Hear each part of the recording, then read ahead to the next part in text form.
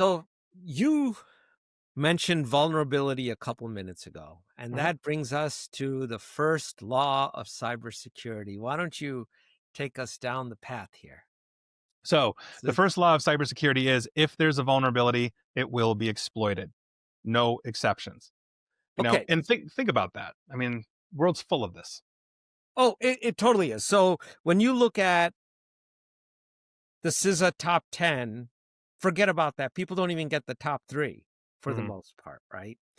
But when you look at vulnerabilities, and we put this in context, a lot of companies would come back and say, for us to close all the vulnerabilities is not practically possible for us. So what do you do? Because there's things Yeah. known, there's a lot of unknowns that they don't know about, but Sure.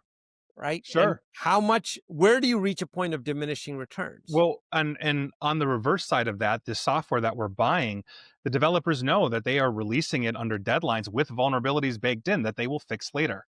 They That's know that they are releasing software with vulnerabilities. Let that sink in for a second.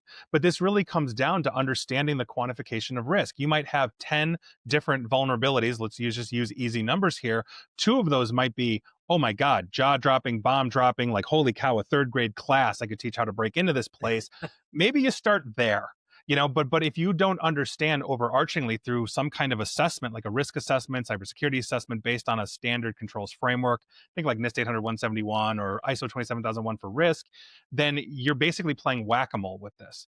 And so when you are approaching a situation like that where you have vulnerability and you're not going to get to everything, we just earlier talked about staffing shortages, burnout, all those kinds of things.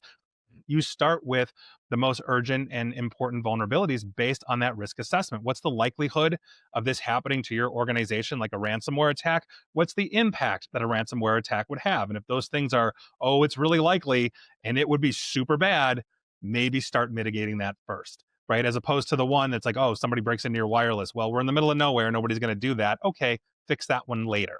Like these are quantifications that every organization has to go through, and if you're not doing it at that level, you're seriously missing the boat.